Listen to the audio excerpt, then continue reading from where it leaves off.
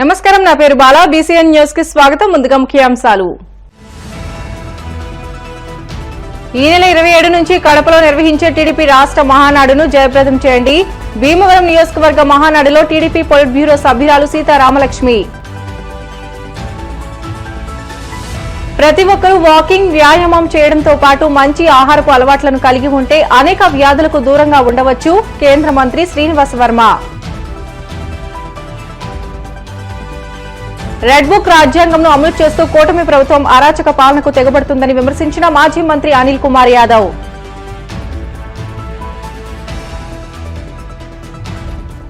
తిరుమల శ్రీవారి దర్శనం చేసుకున్న ప్రముఖ నటీనటులు ఆది పినిశెట్టి, ఐశ్వర్య రాజేష్.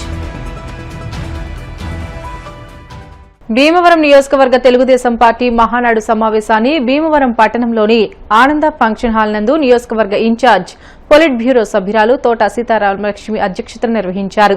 ముందుగా టీడీపీ జెండా ఆవిష్కరణ అనంతరం మహానాడు సమావేశాన్ని ప్రారంభించి స్వర్గీయ నందమూరి తారక రామారావు విగ్రహానికి నివాళులు అర్పించిన అనంతరం కాశ్మీర్ పెహల్గాంలో ఉగ్రవాది దాడిలో మరణించిన వారికి గత 2 సంవత్సరాల కాలంలో మరణించిన టీడీపీ నాయకులకు సంతాపాన్ని ప్రకటిస్తూ మౌనం పాటించారు.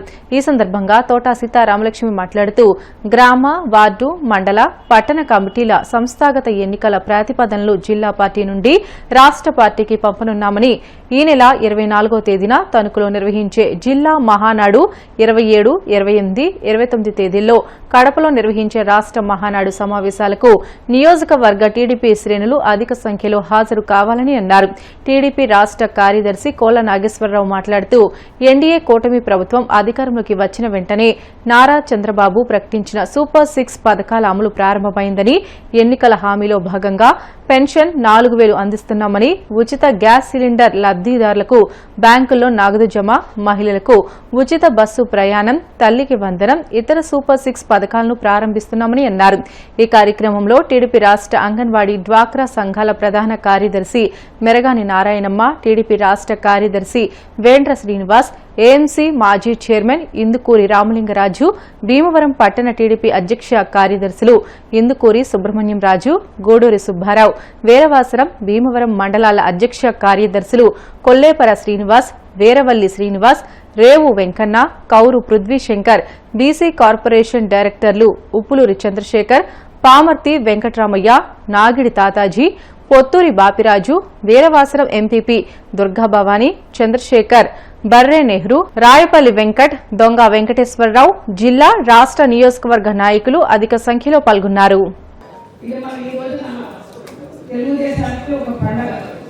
మహానాడు అంటే ఎన్టీ రామారావు గారు 27, 28, 29 తారీఖులో ప్రతి సంవత్సరం క్రమం తప్పకుండా మే నెలలో జరుపుకునే మన తెలుగు వారి పండుగ ఏదైనా ఉందంటే మహానాడు. అది ఇప్పుడు మన పార్టీ ఆదేశాల ప్రకారం, మన జాతీయ అధ్యక్షుడు నారా చంద్రబాబు నాయుడు గారి ఆదేశాల ప్రకారం మనం ఈ మహానాడు నిర్వహించడం జరుగుతుంది. అసెంబ్లీ మహానాడు, అలాగే జిల్లా మహానాడు, అలాగే రాష్ట్ర మహానాడు కూడా మనం వెళ్తాం. ఈరోజు మరి ఏదైతే ఆ రోజున ఒక మంచి ఆలోచనతో పేదల కోసం, ప్రజల కోసం పెట్టిన పార్టీ తెలుగుదేశం పార్టీ, ఆ నాయకుడు మహానీయుడు ఈ రోజున మన ఘనంగా మనందరం కూడా నివాళులు అర్పించి ఈ కార్యక్రమం రావడం జరుగుతుంది. ఎందుకంటే నిన్నే మనం ఎవరైతే ఉగ్రవాదుల చేతులు బలయ్యారో అమ్మాయిలు, అలాగే ఆపరేషన్ సింధూర్ పెట్టి నరేంద్ర మోడీ గారు మన భారతదేశాన్ని ప్రతిభని, ప్రజల నమ్మకాన్ని, విశ్వాసాన్ని నెలకొల్పేలాగా ఆయన పనిచేసిన విధానానికి ఓటమి నాయకులు అందరూ కూడా ఫ్యామిలీ యాత్ర, శ్రీలంక యాత్ర అనేది మనం పెట్టడం జరిగింది. అందులో మీరు అందరూ పాల్గొన్నారు. ప్రతి ఒక్కరికి చాలా విజయవంతం చేశారు. పాల్గొన్న ప్రతి ఒక్కరికి కూడా మనస్ఫూర్తిగా ధన్యవాదాలు తెలియజేస్తున్నాను. ఇంకా మహానాడు వచ్చేటప్పటికైతే ఇక్కడ మహానాడు గురించి మీ అందరూ తెలుసు. ప్రతి ఒక్కరు కూడా ఎన్నో కూడా లెక్క చేయకుండా మరి రాష్ట్ర మహానాడు ప్రతి ఎంత దూరమైనా సరే రావడం మనందరికీ తెలుసు. ప్రతి కార్యకర్త కూడా చంద్రబాబు నాయుడు గారు కానీ, లోకేష్ గారు కానీ ఎప్పుడు చెప్తుంటారు మన పార్టీ గురించే మాట్లాడుకోవాలి. ఇక్కడ ఇది పార్టీ సంస్థాపక ఎన్నికలు ఎన్ని జరుగుతూనే మన రాష్ట్ర నాయకులు గారు వెళ్తాం. అలాగే రాష్ట్రంలో కూడా చంద్రబాబు నాయుడు గారు కూడా రాష్ట్ర అధ్యక్షుడు ఆయన ఎన్నుకోబడతారు. ఇది మనం ఎందుకంటే ఒక క్రమం తప్పకుండా తెలుగుదేశం పార్టీ పెట్టిన కాడి నుంచి కూడా ఒక క్రమశిక్షణ గల పార్టీగా, అదేవిధంగా కార్యకర్త పార్టీగా ఈ పార్టీ కొనసాగుతుంది. మనందరం కూడా అంకిత భావంతో ప్రతి ఒక్కరికి పనిచేసే వాళ్ళే ఉన్నారు. ముఖ్యంగా మన దేవాలయం తీసుకోండి, దేవాలయం బ్రహ్మాండమైన మన కోడే ప్రభుత్వంలో జనసేనకు వచ్చినప్పటికీ కూడా ప్రతి నాయకుడు, ప్రతి కార్యకర్త, టౌన్ కావచ్చు, రూరల్ కావచ్చు, వేరవలస మండలం కావచ్చు, ప్రతి ఒక్కరు పనిచేసి మన తెలుగుదేశానికి రాకపోయినా, తెలుగుదేశం గుర్తు లేకపోయినా సరే ఎంపీ గారికి కావచ్చు, ఎమ్మెల్యే కావచ్చు, మంచి మెజార్టీగా పనిచేసిన నాయకులు అందరూ ఇక్కడ ఉన్నారు.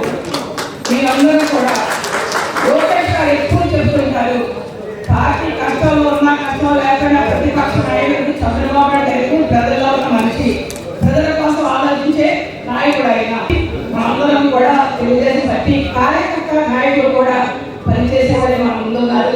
మీరందరూ గమనించాలి. చాలా చక్కగా ఈ సమావేశాన్ని మీరందరూ కూడా అటెండ్ అయ్యారు కాబట్టి చాలా చాలా చాలా సంతోషం. మీరందరూ మీ సలహాలు ఇవ్వండి, మీ తీర్మానాలు ఇవ్వండి. అది జిల్లా పార్టీ, రాష్ట్ర పార్టీ పంపిద్దాం. మనందరం కూడా మన బాధ్యతగా మన పని మనం చేద్దామని మనస్ఫూర్తిగా కోరుకుంటూ, నేను ఎందుకంటే అందరికంటే ఆకమే మాట్లాడాలి, ముందు వయసు బాగుండలేదు, ఒక్కొక్కళ్ళు ప్రతి ఒక్కళ్ళు ఒక 5 నిమిషాలు చెప్తారు కాబట్టి ఇంత మంచిగా రాని మీరు అందరూ వచ్చినందుకు, అలాగే చాలా చక్కగా మనం నారా చంద్రబాబు 4వ ముఖ్యమంత్రి అయిన తర్వాత జరుగుతున్న తొలి మహానాడు మనకి ఎంతో మద్దతు ఇచ్చిన కడప జిల్లా, కడపలో పెడతాం కాబట్టి ఎవరైనా జరుగుతుంది. దానికి అష్టపదాల మధ్యన స్వాతంత్రం కోరుతున్నాం. దానికి ముందుగా ప్రతి నియోజకవర్గాన్ని మహానాడు, ఆ నియోజకవర్గంలో తీసుకున్న తీర్మానాల ప్రకారం జిల్లా మహానాడు పెడతాం. ఆ జిల్లా మహానాడు తీసుకున్న తీర్మానాలన్నీ కూడా రాష్ట్ర మహానాడులో పుల్లిపీరులో ఆమోదించి దాని బహిరంగంలో మన ఆ రోజు ఎన్నుకున్న రాష్ట్ర జాతీయ అధ్యక్షులు కానీ రాష్ట్ర అధ్యక్షులు కానీ అందులో తీర్మానాలు ప్రవేశపెడతారు. అది ఈ కార్యక్రమం యొక్క ఉద్దేశం. మరి నారా చంద్రబాబు ప్రతిపక్ష నాయకుడిగా ఒక ముఖ్యమంత్రి, దుర్మార్గంలో ముఖ్యమంత్రిని ఎదిరించి పనిచేసినప్పుడు చాలా మంది, ఎంతో మంది భయపడి రానున్నారు. అలాగే కొన్ని విషయాల్లో ఇబ్బందులు ఉన్నారు, పోరాడుతూ ఉన్నారు. ఆ పోరాటంలో దేవాలయం నియోజకవర్గాన్ని మన కేరళ అప్పటికి ఇప్పటికి తెలుగుదేశం కలిగిపోతే యువ కాలం మీద ఆ రోజు శాసనసభ దాడి చేస్తే అది తమ్ముడు ఎదుర్కొని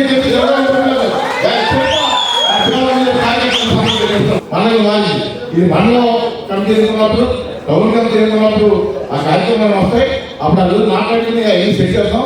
అంతేతప్పుడు ఈ మాట్లాడడం మరి దానికోసం మాట్లాడడం అవసరం లేదని అందరూ తెలియజేసినప్పుడు ఇవన్నీ కూడా సర్దుబాటు చేసి సీతారామ నాయకులు ఎంతో తెలియదు అని కూడా శాతం తెలియజేస్తూ ప్రతి ఒక్కరూ వాకింగ్, వ్యాయామం చేయడంతో పాటు మంచి ఆహారపు అలవాట్లను కలిగి ఉంటే అనేక వ్యాధులకు దూరంగా ఉండవచ్చునని కేంద్ర మంత్రి భూపతిరాజు శ్రీనివాస వర్మ అన్నారు. వరల్డ్ హైపర్ టెన్షన్ డే సందర్భంగా భీమవరంలో వాకర్స్, డాక్టర్స్ ఆధ్వర్యంలో శనివారం నిర్వహించిన అవగాహన ర్యాలీని కేంద్ర మంత్రి శ్రీనివాస వర్మ ప్రారంభించారు. ఈ సందర్భంగా ఆయన మాట్లాడుతూ, నేడు ప్రతి ఒక్కరికి ఉదయం నిద్ర లేచినప్పటి నుండి రాత్రి పడుకునే వరకు ఒత్తిడితో కూడిన జీవన విధానం కొనసాగుతుందని, బీపీ, షుగర్, కొలెస్ట్రాల్ వంటి సమస్యలతో అనేక మంది బాధపడుతున్నారని, వాటిని అధిగమించడానికి జీవన విధానాన్ని, ఆహారపు అలవాట్లను మార్చుకోవాలని పిలుపునిచ్చారు. ఈ కార్యక్రమంలో doctor Battina Venkateswararao, walkers international నాయకులు బొండా శ్రీరామ్, మచిలీపట్నం అసెంబ్లీ నియోజకవర్గ బీజేపీ కన్వీనర్ చోడిశెట్టి బాలాజీ, లింగం నాగేశ్వరరావు, అల్లం సత్యనారాయణతో పాటు పలువురు వైద్యులు, వాకర్స్ నాయకులు, సభ్యులు పాల్గొన్నారు. ఇవాళ ప్రపంచ హైపర్ టెన్షన్ డే సందర్భంగా అవగాహన పెంచేటువంటి కార్యక్రమంలో భాగంగా భీమవరంలో ఉన్నటువంటి డాక్టర్సు, వాకర్సు, ఇతర ప్రముఖులు అందరూ కూడా కలిపి కార్యక్రమాన్ని నిర్వహించడం జరిగింది. ఇవాళ మనంతా కూడా స్ట్రెస్లో ఉన్నాం. ఉదయం లేచిన దగ్గర నుండి రాత్రి పడుకునే వరకు కూడా తీవ్రమైనటువంటి ఒత్తిడిలో మన జీవన విధానం కొనసాగుతూ ఉంది. దానికి ఎవరూ కూడా నిమిత్త మాత్రులు కాదు. నా మీద ఒత్తిడి లేదు అనేటువంటి వ్యక్తి ఎవడో కూడా ఇవాళ ఉన్నటువంటి పరిస్థితి, సందర్భం కూడా లేదు. డబ్బు ఉన్నా లేకపోయినా అనేక రకాలైనటువంటి ఒత్తిళ్ళు మనిషి మీద. ఈ సందర్భంలో బీపీ, షుగర్, కొలెస్ట్రాల్ ఇటువంటి సమస్యలు దాదాపుగా అందరికీ ఏదో ఒక ఇబ్బంది ఉన్నటువంటి ఆ పరిస్థితిని అధిగమించాలి. ఏ విధంగా అధిగమించాలి? ఏదైతే వీటన్నిటి కారణంగా వచ్చేటువంటి హార్ట్ ఫెయిల్యూర్స్ కానీ, బ్రెయిన్ ఫెయిల్యూర్స్ని కానీ ఏ విధంగా నివారించవచ్చు, తగిన జాగ్రత్తలు తీసుకుంటే అనేటువంటి విషయం మీద ఇవాళ భీమవరంలో ఉన్నటువంటి ప్రముఖులందరూ కూడా ఈ విధమైనటువంటి కార్యక్రమాన్ని చేపట్టడం హర్షించదగినటువంటి పరిణామం. మరి ఈ విధంగా చేసినందుకు వీరందరినీ కూడా అభినందిస్తూ మరి వీటిని నివారించుకోవడానికి ప్రతి ఒక్క వ్యక్తి కూడా తగిన జాగ్రత్తలు తీసుకోవాలని ఈ సందర్భంగా కోరుతున్నాను. ఏపీలో కూటమి ప్రభుత్వం ఫ్యాక్షన్ పాలనను సాగిస్తుందని వైఎస్సార్సీపీ సీనియర్ నేత మాజీ ఎమ్మెల్యే కాసు మహేష్ రెడ్డి మండిపడ్డారు. నరసరావుపేట క్యాంపు కార్యాలయంలో మీడియాతో మాట్లాడుతూ రాష్ట్రంలో ప్రతిపక్షం అనేదే లేకుండా చేయాలన్న లక్ష్యంతో సీఎం చంద్రబాబు వ్యవహరిస్తున్నారని ఆగ్రహం వ్యక్తం చేశారు. దానిలో భాగంగా అధికారాన్ని అడ్డం పెట్టుకుని లేని లిక్కర్ స్కాములను సృష్టించి అక్రమ అరెస్టులకు పాల్పడుతున్నారని ధ్వజమెత్తారు. వైఎస్ జగన్ సన్నిహితులపై తప్పుడు కేసులు బనాయించి భయపెట్టాలని అనుకోవడం చంద్రబాబు అవివేకమని అన్నారు. రాబోయేది వైఎస్ జగన్ ప్రభుత్వమేనని, ఈ రోజు తప్పు చేస్తున్న ప్రతి ఒక్కరూ రేపు మూల్యం చెల్లించుకోక తప్పదని హెచ్చరించారు. ఇక్కడ రాజకీయాలు జరగట్లా, అభివృద్ధి జరగట్లా, ఫ్రాక్షనిజం నడుస్తున్నట్టు అందరికీ అర్థమవుతుంది ఆంధ్ర రాష్ట్రం. ఒకప్పుడు ఫ్రాక్షనిజం అంటే ఒక గ్రామంలో ఉండేది. ఆధిపత్య పోరు కొరకు ఒకళ్ళ మీద ఒకళ్ళు కేసులు పెట్టుకునేవాళ్ళు. అది దాదాపు మరి గొడవల వరకు, హత్యల వరకు పోయిన దాఖలాలు రాయలసీమలో కానీ పల్నాడులో చూసాం, బాంబు దాడులు కానీ దిగులు కానీ. కానీ 2024 సంవత్సరం నుంచి ఆంధ్ర రాష్ట్రంలో ఒక కొత్త రాజకీయం, ఫ్రాక్షన్ రాజకీయం మనం ప్రభుత్వ స్థాయిలో చూస్తున్నాం. గతంలో ఎన్నడూ లేదు. ఆంధ్ర రాష్ట్రం ఏర్పడి బహుశా 1955-56 నుంచి 2024 వరకు సుమారు 69 సంవత్సరాల్లో ప్రభుత్వాలు వచ్చినాయి. పైన ముఖ్యమంత్రులు ఉండేవాళ్ళు, ఎవరి పని వాళ్ళు చేసుకున్నారు, గెలిచారు, ఓడారు. ఎక్కడో గ్రామ లెవెల్లో గొడవలు ఉండేవి. కానీ ఇప్పుడు 2024 నుంచి మీరు గమనిస్తే ప్రతిపక్ష నాయకుడిని అనకదొక్కాలి. ప్రతిపక్ష పార్టీలోని సోషల్ మీడియా వాళ్ళు కావచ్చు, నాయకులు కావచ్చు, ఎమ్మెల్యేలు, మాజీ మంత్రులు, ఎవరైనా మాజీ ఎంపీలు, లేదు ఇప్పుడున్న ఎంపీలు కావచ్చు, ఎమ్మెల్యేలు కావచ్చు, అక్రమ కేసులు పెట్టడం, అక్రమంగా వాళ్ళని జైళ్ళకు పంపించడం, చివరకు ఐఏఎస్ ఐపీఎస్ని కూడా రిటైర్ అయిన వాళ్ళు కావచ్చు, ఇప్పుడు పనిచేస్తున్న వాళ్ళని సస్పెండ్ చేసి వాళ్ళ మీద కేసులు పెట్టి అనగదొక్కాలి. ఎట్టుందంటే వాళ్ళకు అవకాశం ఇచ్చింది తెలుగుదేశం పార్టీకి, చంద్రబాబు నాయుడు గారికి, లేదు జనసేన బీజేపీకి ఒక అవకాశం ఇచ్చారు జనం. మీరు ఇచ్చిన హామీలు నిలబెట్టుకోండి, ఎవరూ దానికేమో అడ్డం తగలట్లేదు. వైఎస్ఆర్సీపీ పార్టీ కావచ్చు, జగన్మోహన్ రెడ్డి గారు కావచ్చు. ఇంకా చేయమని మేము డిమాండ్ చేస్తున్నాం. బాబు మీరు ఇచ్చిన హామీ నిలబెట్టుకోండి, ప్రజలకి న్యాయం చేయమని అడుగుతున్నాం.